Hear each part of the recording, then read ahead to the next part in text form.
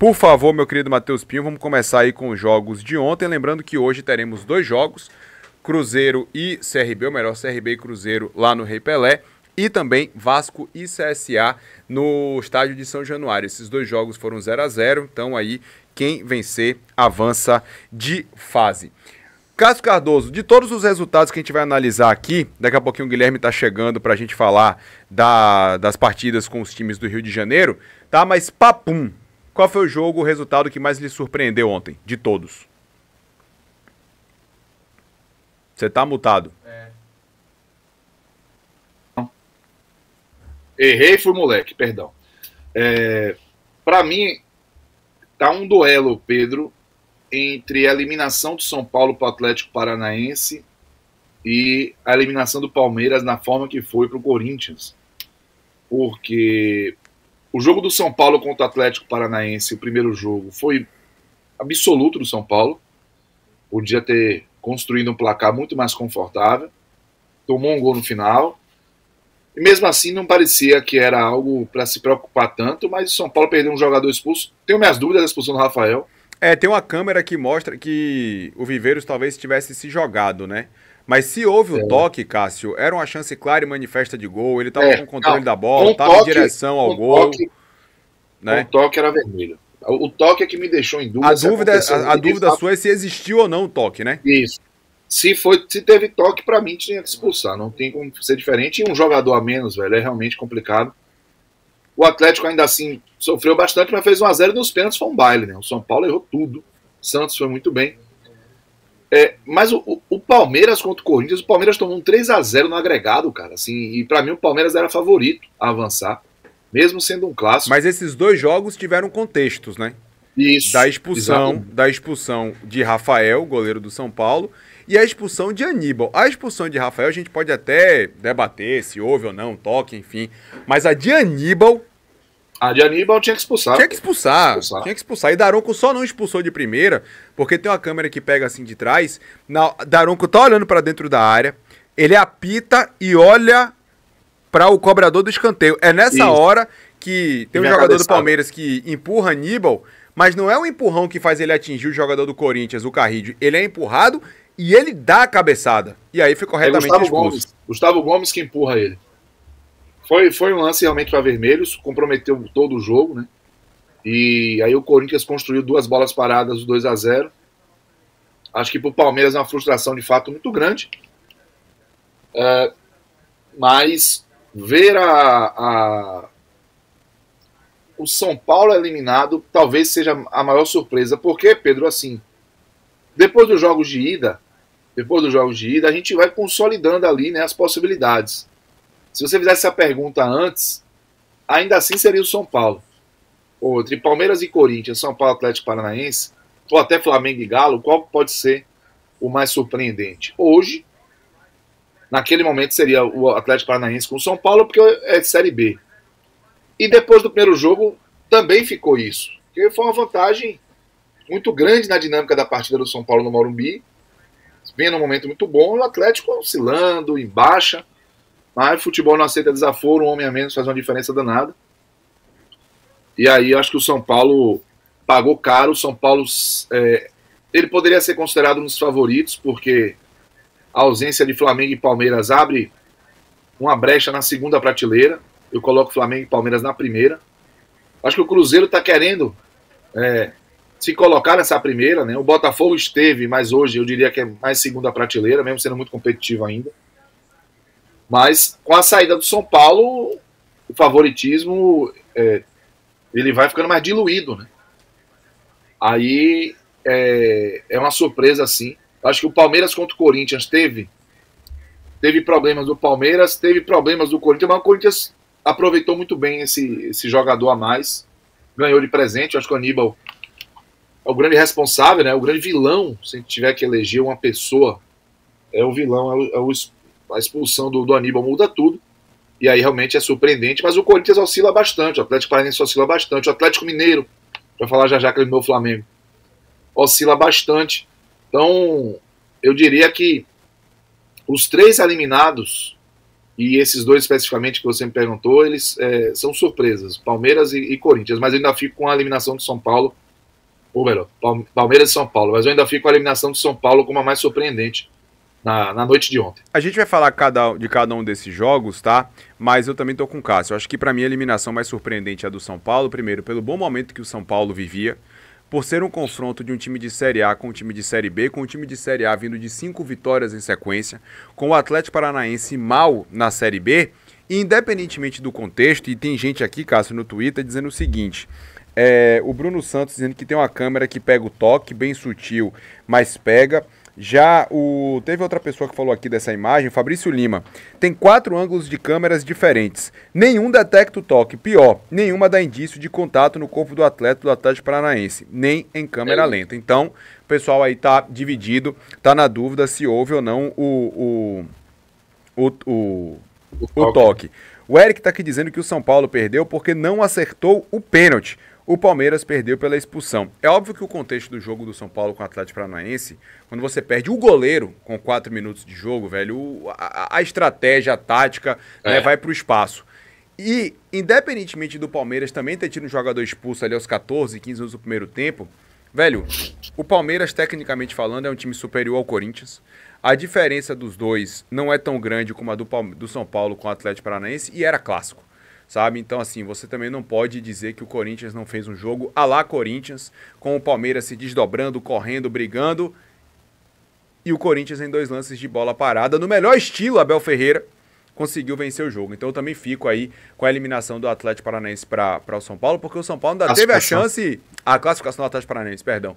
Porque o São Paulo ainda teve a chance de, nos pênaltis, avançar. E aí a gente vai falar de Santos, já falando desse jogo, Cássio, que é o primeiro aqui na nossa ordem. O Atlético Paranaense venceu por 1-0, mas o grande destaque do jogo foram as cobranças de pênalti, com Santos agarrando 3 bolas sem sequer dar rebote. Então, se ele precisava de talvez um jogo para voltar a ser aquele grande goleiro que pegou a seleção brasileira, os pênaltis de ontem colocaram de novo o Santos aí no cenário do futebol brasileiro, ele que andou durante algum tempo aí apagado, tanto na saída dele do Flamengo e também na passagem dele no Fortaleza, onde ele praticamente não jogou. E aí, de fato, um resgate que pode funcionar para o Atlético Paranaense. Vai ter gente associando até a ida do Padre lá, Arena da Baixada, na semana passada. A mensagem do Lucas Carmo é essa aqui. Vocês não vão falar sobre a bênção, né, do CT do Caju lá no Atlético Paranaense? Pois é, parece que quebraram o pacto. Eu não tinha visto a mensagem dele, não. Estou falando aqui realmente que eu lembrei que o Atlético Paranaense depois empatou com o Paysandu. Eu fiquei observando, né, o que ia acontecer. Empatou em casa com o Paysandu, mas tirou realmente essa classificação da cartola. E o goleiro é Santos, né? Olha o nome do goleiro. Então, ao invés de fazer pacto com o diabo, você chama um padre, você bota um goleiro chamado Santos e as coisas talvez façam a funcionar melhor. Mas brincadeiras à parte, é uma recuperação do Atlético e do próprio goleiro. E o Atlético avança. Acho que o Atlético Paranaense, se pegar ou Bahia, não vou nem considerar os jogos de hoje, porque a gente não sabe quem vai classificar. Né? Tá tudo em aberto. Mas se pegar ou Bahia, ou Atlético Mineiro, ou Fluminense, ou Corinthians, por exemplo, quem mais? Fluminense, Atlético Mineiro, Corinthians, ou Botafogo, ele não vai ser favorito em nenhum desses 5 jogos. Se de repente passa um CSA, tirando o Vasco, ou se passa um CRB, que está na Série B junto com o Atlético Paranaense, contra o Cruzeiro, talvez possa se debater. Mas é um Atlético que realmente surpreende no momento que vive, na condição que vive, tanto do São Paulo quanto dele. E o Santos, para mim, é o grande personagem, estou com você, dessa classificação. Rapaz, roteirista de futebol é uma profissão ingrata, né? A gente não consegue imaginar nunca como é que meus caras pensam nisso. O Atlético Paranaense compacto precisa de um goleiro chamado Santos para poder acabar com tudo. Realmente, futebol, você tá de parabéns, viu? É suco de entretenimento esse tal de futebol brasileiro. Cássio Cardoso, vamos fazer uma sequência aqui do que aconteceu com os times cariocas para poder a gente chamar Guilherme e também liberar ele, porque eu sei que ele hoje tá com um horáriozinho apertado, a gente acabou chamando ele em cima da hora. Mas vamos começar aqui falando, antes de Atlético Mineiro e Flamengo, falar logo do Botafogo com o Bragantino, porque foi um jogo tranquilo. O Bragantino teve dois jogadores expulsos no fim do jogo, teve um gol anulado no início da partida, o goleiro Cleiton reclamou pra caramba. Eu não vi. Eu também não. Eu Sinceramente, vou ser bem sincero aqui, também não vi. O golaço do Praxedes, não viu o impedimento. Também não vi. E foi o Bragantino reclamou bastante. Muito, o Bragantino botou nota oficial, viu, Pedro? Reclamando, né? Mas de todos os jogos, Cássio, era aquele onde o Bragantino já vive uma crise, onde o Botafogo tá tentando se ajustar, a vantagem era a maior de todas e com gol de Savarino o Botafogo avançou às quartas de final. Aí não tinha muita dúvida não, o Botafogo acabou deixando muito claro quem era melhor no jogo de ida, quem viu o melhor momento. No jogo da volta, aquele golaço do Praxedes poderia mudar o jogo, sem dúvida. Anulado. Hein? Mudar o jogo, né? Completamente. O jogo se abriria, né? Mas não... Depois que o Botafogo se assentou na partida, ficou tranquilo. E você viu o passe de Danilo na sua estreia, pai? Espetacular. Espetacular o passe dele. Quebrou todas as linhas de defesa do Bragantino. E foi um passe curvado, né? Uma chapa pegando efeito ali do bom gramado lá do Cícero Marques, pra ela morrer no pé de Savarino pra fazer um belo gol também. O Botafogo mereceu. E o Botafogo vai, assim, já é um dos favoritos, tá? De boa mesmo, assim. Tá vivendo esse mangue aí nos seus bastidores. Não sei quando isso vai refletir no campo, mas o time em si, é um time forte. E aí você, na ausência de Palmeiras e Flamengo, se o Cruzeiro passar, o Botafogo passando, Atlético Mineiro, Bahia, eles vão disputar ali numa condição muito próxima mesmo. Mesmo o Cruzeiro sendo um dos líderes do Campeonato Brasileiro. Cadê Guilherme que tá chegando aqui com a gente agora? Guilherme, meu querido, boa tarde, seja bem-vindo ao Bar Futebol Clube. Algo a dizer sobre o Botafogo, uma classificação que talvez já estivesse consumada, com algum recorte ali de dramaticidade para o Bragantino, mas acabou que passou o time que a gente já imaginava, né, meu velho? Um abraço para você. Você tá mutado, meu lindo? Tem um botãozinho aí que a magia acontece.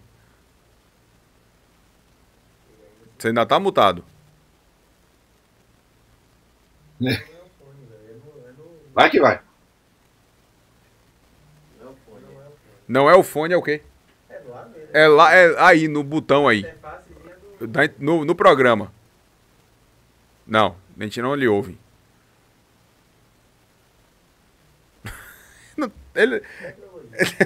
Tecnologia. Bom, Guilherme, se ajeite aí com o áudio, daqui a pouquinho você volta. Enquanto isso, Cássio, já que a gente não vai falar o Botafogo já foi. O jogo já foi, é isso aí mesmo. Não tinha muito o que falar do jogo do Botafogo, não. Enquanto o Guilherme se ajeita... É Guilherme voltando, né? Reconectando. Cássio Cardoso, vamos falar de Palmeiras e Corinthians rapidinho, porque é impressionante o que aconteceu no Allianz Parque. A vitória do Corinthians por 2-0, né? O Palmeiras que...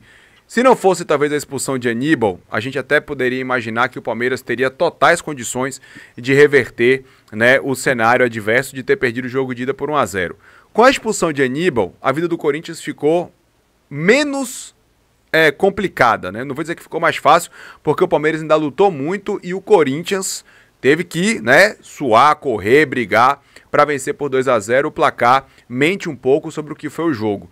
Mas saindo do resultado e indo para protesto, reclamação, xingamento, para mim um exagero absurdo o que a torcida do Palmeiras fez ontem contra Leila Pereira e contra Abel, a ponto de dizer, um dos cânticos da torcida ser: "Ei, Abel, né, vá procurar o que fazer, o meu Palmeiras não precisa de você". Imagine, o técnico mais vencedor da história do Palmeiras.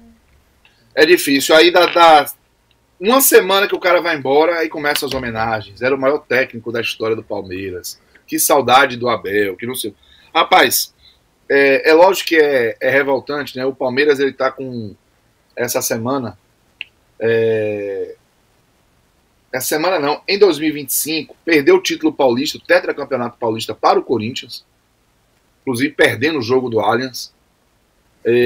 Não ganhou título em 2024, além do paulista. Em 2025 ainda não ganhou. E na Copa do Brasil acaba eliminado pelo maior rival com 2 derrotas. O torcedor fica inflamado. O torcedor tem, né, o direito de estar chateado e questionar. Mas há uma desproporção nisso. Eu estou com você, Pedro. Há uma desproporção porque o que a gente tem visto no Palmeiras é uma consolidação como um dos principais clubes das Américas, sendo que o Palmeiras não tem a base de torcedores que tem o Flamengo, por exemplo, e está competindo com o Flamengo, que poderia ser o Corinthians, quem está fazendo é o Palmeiras, por causa de organização, por causa de um trabalho longevo e vitorioso do Abel Ferreira. E a reação da torcida de insatisfação, ela é legítima, é genuína, mas a partir do momento que você vai para agredir, para ofender esses personagens, sei lá, é um pouco, é um pouco passando ponto, você dá a sensação de que esse ressentimento brasileiro, eu vi isso de uma pessoa estrangeira que mora, né, evidentemente no Brasil, e que acabei tendo que aceitar. Ele falou: o brasileiro é um povo ressentido. É impressionante como é muito simples, é muito rápido para transformar o que é bom em algo ruim, para transformar um sentimento positivo na pior coisa do mundo, para eleger vilões e fazer esse caça às bruxas assim. Rapaz, cobre, reclame, vai, mas o Palmeiras foi comprometido pela expulsão do Aníbal, foi uma decisão errada do jogador, velho. Entendeu? Então a presidente está investindo, o Palmeiras gastou os tubos. Mais de R$500 bilhão só em reforços para o ataque. Reforços, Vitor Roque, Paulinho, Sousa. Então tem um time poderoso. A divisão de base do Palmeiras fazendo toda hora um grande jogador. Já vendeu o Enzo, já vendeu o Estevão, já tá aparecendo o Alan aí, o Alan, né? Rapaz, eu acho que a insatisfação ela tem amparo, mas esse tipo de manifestação especificamente, para mim, ela é exagerada e é injusta. Perfeito, é injusta. Tanto com a Leila Pereira quanto com o Abel. Fiquei também assim, impressionado com esse tipo de reação e serve pra gente as nossas medidas aqui também, né? A gente nunca viveu no futebol da Bahia uma sequência como a do Palmeiras, né? Chegou a ser bicampeão da Libertadores, chegou a ser bicampeão brasileiro, tricampeão paulista, foi emendando o título. O Palmeiras está com tendinite de tanto levantar troféu. Não dá para deixar torcedor mal acostumado, o problema é esse. Rapaz, mas esses caras não iam aguentar uma semana de Bahia e Vitória. Ah, não ia mesmo. Não ia, mas de jeito nenhum. De jeito nenhum. Partir para esse tipo de coisa, Pedro. E outra, viu? É reflexo do que é a nossa sociedade hoje mesmo, viu, velho? É muita cólera. É muita cólera. É um despejar de frustrações no ambiente do futebol e sem necessidade. É entender que não dá para ganhar tudo, é entender que clássico também se perde, é entender que existe um contexto gritante, né, do jogo com relação ao que aconteceu ontem e, para mim, como eu falei no início, exagerado demais essas cobranças e críticas à direção e à comissão técnica do Palmeiras.